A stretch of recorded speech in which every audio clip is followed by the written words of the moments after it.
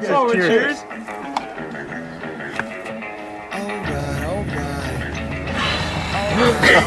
Oh my gosh! Hi, thanks for coming. Oh, you're so welcome. I'm so proud of her. I can't wait to. Oh my gosh! I just can't believe it's time. I know, we can't either. We're just happy it's done.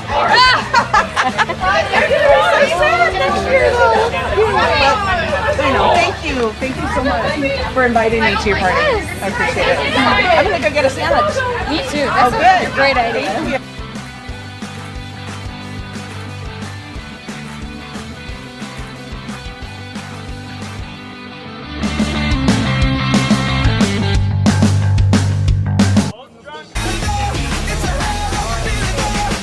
What are these footprints?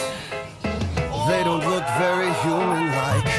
Now I wish that I could find my clothes, bed sheets, and a morning rose. Are you sure? Yeah. Hey, are you driving later? Yeah, I got you. Are you sure? Are you sure? Don't worry about it. You seem a little drunk, guys. I'm all good. All right. Blades and the light trail. Shelby, you almost just broke your phone.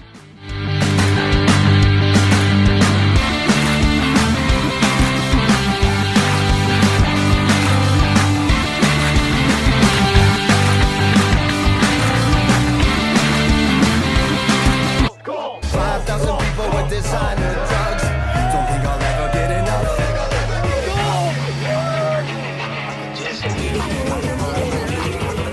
Champagne, cocaine, gasoline, and most things in between. I rode a city in a shopping cart, a pack of guys and a smoker. It's nice, It's like slow mo. So I'm so thankful that I had Emma in my shows, and it's been so fun to watch her grow up. And I'm sorry I have to go so soon. Well, thanks for coming. I appreciate it. You know, I could Emma just love to have you come today. Well, she's a great kid, and you're so lucky, and I can't wait to hear what she. I have to take tests in pretty long. Okay, well. How long are you gonna be? Probably about like a half an hour max. Well, drive safe. And I have to go too, so I'm so yay! Make sure you say goodbye to all these other people too that are here before you come back, okay? Bye, and love you too. Love you. Bye. Bye, peaches. Thanks, you guys. Bye, see you guys.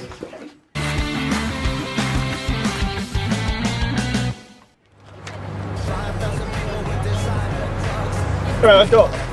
You good? Yeah.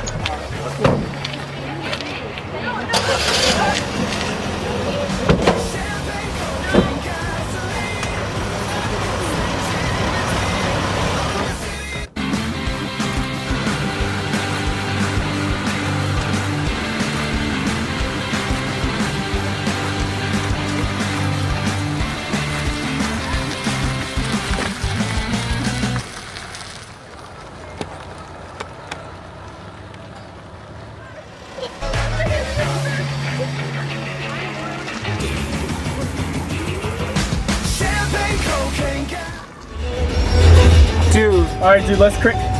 You gotta turn this music up. I got way too drunk at that place, dude. These clouds today. Dude, I cannot figure out how to use this radio. Dude, do you know how to work this radio? No, do you think this? I think so. Take a right here. Yeah, this is good. Okay, looking. Yeah, this is it. See any? Okay. I feel like my same What's a good radio station? Zach, I told you one radio station, 93X. You know how to do it?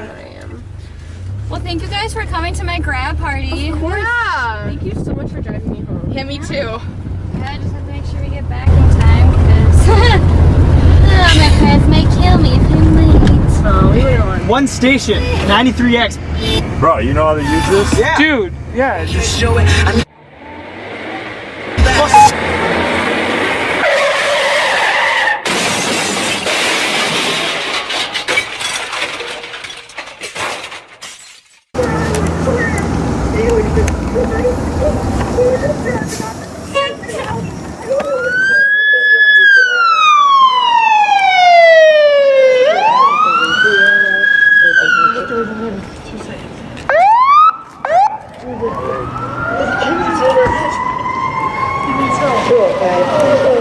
Francis, Davis Street, 232nd Avenue on a PI.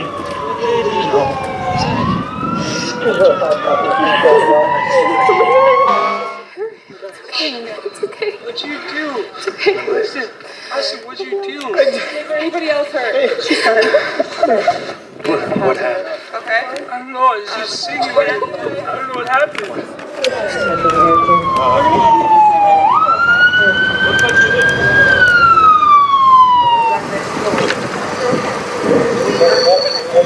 Big girl to the air here.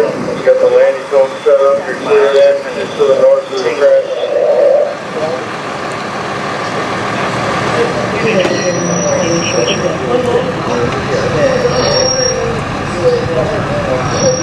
License for ETA, 7 minutes.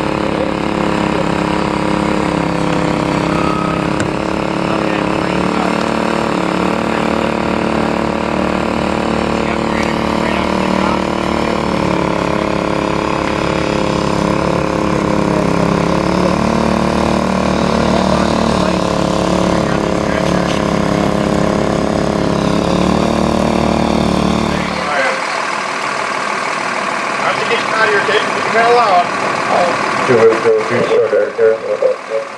Only ground contact.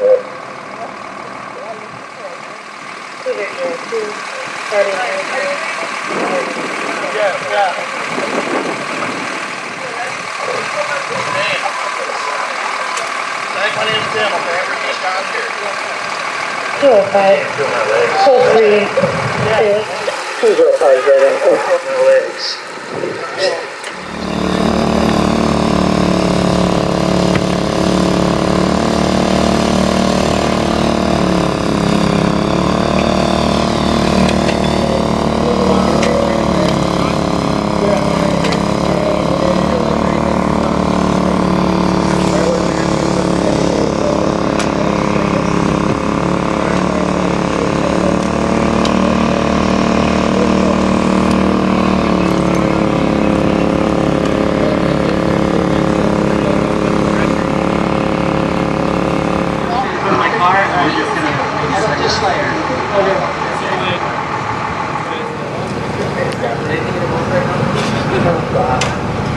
Two ways go, two to air here. ETA.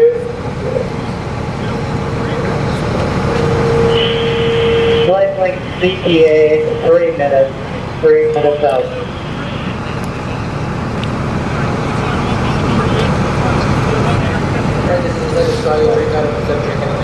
Copy, we got a male victim, critical head injury, ventilating.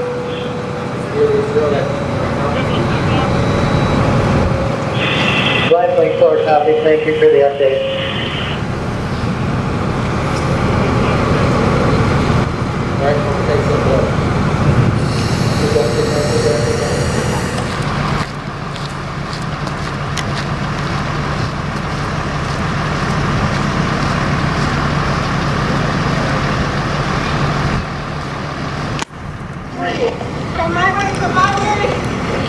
How are you guys?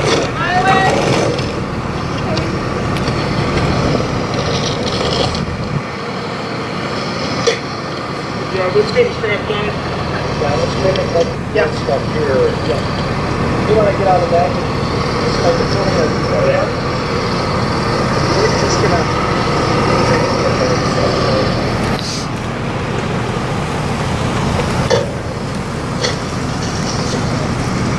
Couple ice packs here, your leg, okay?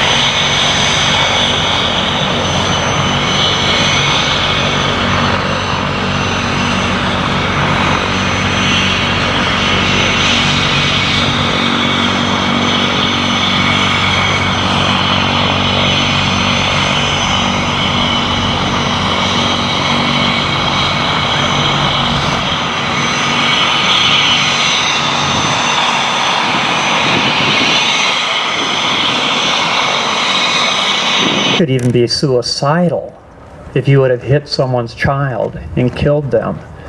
And when we're that raw, when we're that vulnerable, we can kill each other with a few words. It's easy. It's like bullying, except multiplied by 100.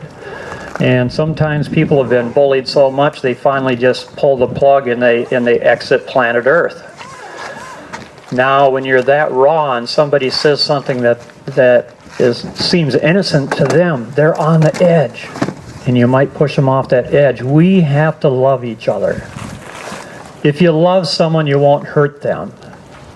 And if you love yourself, you won't place yourself in harm's way or hurt yourself by getting behind the wheel of a car and driving under the influence of alcohol. Why? You could kill or injure someone, and if you love them, you won't do that. If you love yourself, you won't put yourself in harm's way either. So the solution is love. But it is so ironic that the #1 killer of children in our country that die of drunk driving tragedies die at the hands of the ones that love them the most, which is, of course, the parent. They're the ones that have the most access to the child. And imagine trying to stay alive in your own skin if you killed your own child. We're talking about life or death stuff here, but if love solves the problem, and parents love their children so much they would do anything to protect them, but while they're under the influence of alcohol, they put their lives in jeopardy as well as the lives of their children. Alcohol is cunning, baffling, and powerful, and for some of us, it's a death sentence. When Mary Jo approached the young man that killed her son, she asked him again, "Please look at me when I tell you my victim impact statement," and he still couldn't do it. So she reached out her hand, placed it underneath his chin with respect, gently, and asked him one more time. She said, "Son, would you please look at me when I give you my victim impact statement?" And he allowed it. And she said, you know, the eyes are the windows to the soul. You see a person's eyes, you know what they're really saying. And she needed him to know she was being real. And as soon as their eyes touched, she said, "I want you to know something. I want you to know that I love you and I forgive you for killing my son." Who would have thought that a mom could even do that? I was stunned to hear that. And I was moved to tears, and when she got done talking, I introduced myself to her, and I said, "Mary Jo, you're the first person I've told this to, but I drove under the influence and I killed someone. In 1977, somebody's son is dead because of me." And I told her about little Timmy Wilburn. I've got a photograph of him that his mom sent me. And by the way, his mom and I are now friends, and she's forgiven me. And here's a photo of little Timmy. Yeah, here you go. He was 6 months old when I killed him. I have cancer and I have to be very careful how I sit, so that's why if it looks awkward, it is. So that's little Timmy. And when I told Mary Jo what I had done, she said, "Timothy, we need you in Mothers Against Drunk Driving. We need you to speak for MAD." And I said, "No, that's not going to happen. I'm not a speaker. What are you thinking?" And she said, "Well, you know, unfortunately for you, when we're asked to do service work in recovery, we don't get to say no. And plus, what if the story you're telling stops someone from doing what you did? What if it helps someone?" Basically, she's saying, "Timothy, guess what? It's not all about you. What about helping others?" And I said, "Well, that makes sense. I just don't know if I can do it." So my first MAD panel was in January of '91. I probably talked for 30 seconds at the most. I just broke down sobbing and said I was sorry for killing a child. And that's the best I could do. Over time, I was able to migrate into more sensible dialogue with people, and the speeches got better over time.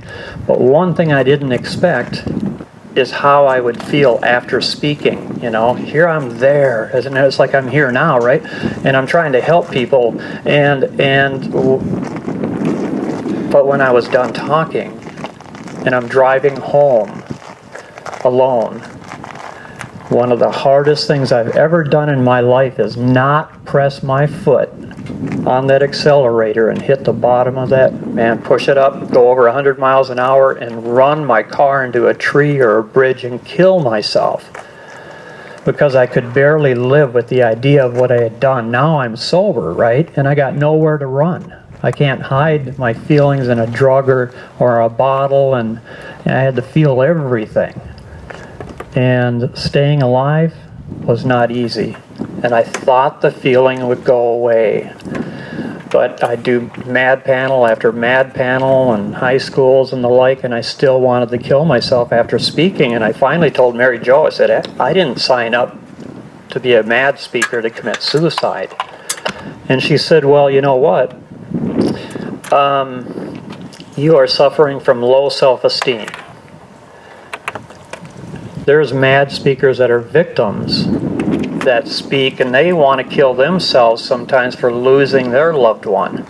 But they have to deal with it, and they show up. They suit up and they show up, and they have a support system. You know, MAD pays for grief groups. And they really surround the victims with just a lot of help. But unfortunately, a guy like me doesn't get any of that help. I had to figure it out differently. And Mary Jo gave me an assignment. She wanted to save me from myself. And she said, here's what you're going to do. You're going to look in the mirror and do some mirror therapy. I don't know if you guys ever heard of that. But it's where you get up in the morning, first thing, point at yourself in the mirror. She said, say your own name, look at yourself in the eyes and say, Timothy, I love you. And you do that every day until you mean it. And I tried it, and the next day I said, Timothy, I love you, and I spewed expletives about how I truly felt about myself for killing little Timmy and the things that I'd done and had done to me in life. And I realized that I needed some serious work. So every day for 8 years, I looked in the mirror and I said, Timothy, I love you. And finally, one day, I meant it. And the day I meant it, changed everything. I no longer wanted to kill myself after speaking for MAD. I looked in the mirror and I couldn't see the ex-convict. I couldn't see the killer. I couldn't see the guy that did 5.5 years, 5 years, 10 months, and 1 day for killing little Timmy. I pled guilty to the crime of killing little Timmy. They charged me with manslaughter in the state of Missouri. This is Timmy and his mom. Thank you, sir. His mom's name is Sherry. The day that Sherry was out for a walk pushing the little Timmy in a baby stroller, she was along with Susan, Timmy's auntie. Thank you. So Susan and Sherry were out for a walk, right? And enjoying the beautiful day. And then I came around the corner, impaired, made an alcohol-impaired decision, tried not to hit him, but I did anyway. And just before hitting him, I said, I just had time for a little short prayer. I said, God, please don't let me hit him. Susan ran to safety. And then I looked at Sherry, who stopped right in front of the car and looked me in the eyes. And I looked her in the eyes, and I remember thinking, why in the F doesn't she get out of the way? And then I impacted her with the right front side of the car, hitting her hip, which threw her up into the air and back down to the ground, and I ran over her legs. I didn't know that at the time. She's the one that had to tell me that. It wasn't even in the police reports. Then I heard this loud, gravelly crunching sound beneath the car, which I didn't know what it was, because I didn't see the baby stroller. And it's not a sound you can ever forget. You know, and the best example I can give you is if you go watch a movie, a cop show, and you have the proverbial chase scene where the police are chasing the crooks and they go airborne and special effects, they hit the ground and the chassis hits asphalt and sparks go flying and you hear that loud gravelly crunching sound. All just special effects, right? It's exciting. Except for if you have something like this happen to you, when you hear that sound in a movie theater, it's different. For you, it's just a movie. The first time that I, in sobriety, watched a movie about cops chasing crooks, I could just hear the sound of that stroller underneath my car again. It was really hard to stay alive with that kind of information in my system. And then that day that I couldn't see the ex-convict anymore, I couldn't see the killer, I actually saw peace around my face. I felt so good. I ran down to the local recovery club where I sobered up, and they were all out having cigarettes before the meeting. And I ran to the middle of this little pavilion, and people are out having their, you can't smoke in the clubs anymore, so this has been a while. And I stopped in the middle of the pavilion and I got loud. And I'm going to tell you exactly what I said. I don't mean any offense to anyone, but I said, check out this shit. You guys are going to love this shit. And everyone stopped what they were doing. They looked at me like, dang, what's wrong with dude? And I said, this morning I looked in the mirror and I said, Timothy, I love you. And I meant it. I meant it. And they all just kind of looked at me odd. Well, what? Congratulations. What do we do with that? And then this woman. My life will never be the same.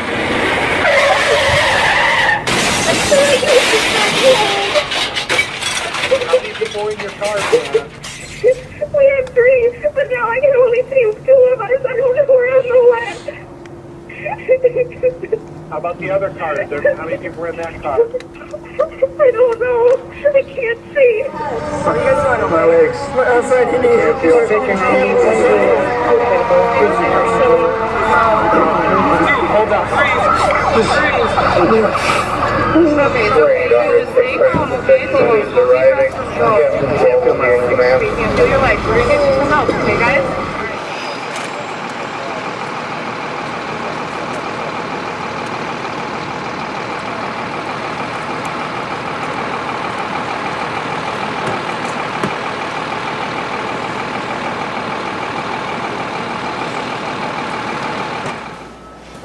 Have a seat right there.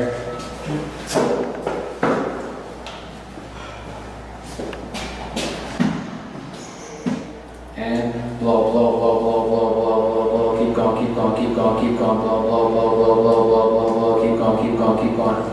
Right, you can stop. Have a seat. Gonna print this out some results here in a second. Right, if you want to go ahead and stand up, here's your results. You can stand up. We blew a .16, which is twice the legal limit. So the Commissioner of Public Safety is going to revoke your license for a period of 1 year, but since somebody was killed in the crash today, it's probably going to be longer.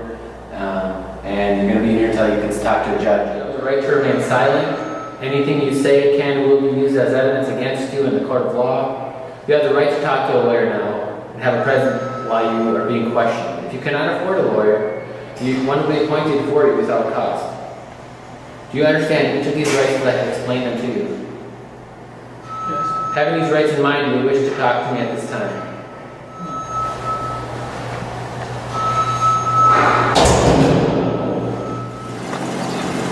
My life will never be the same.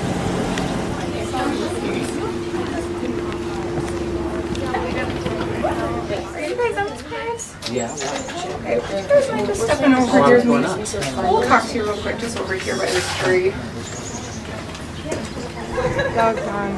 I just wanted to let you know it was very difficult, but there was a really bad car accident. Okay, what And happened? your daughter Emma was involved. She did not make it. Make what now? Your daughter was killed in a car accident.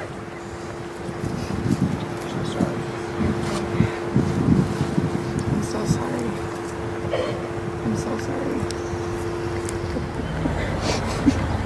life will never be the same.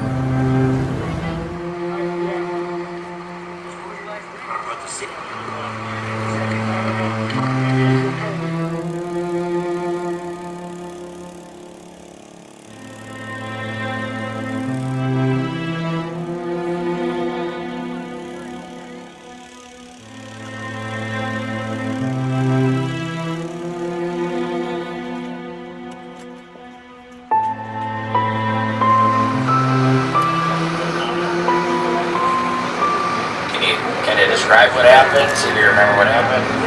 Last thing I remember is we were listening to music. And then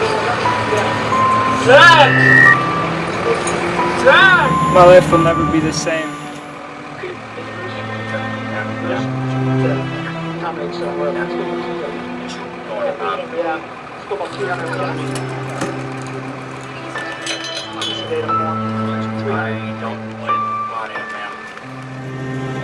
My life will never be the same.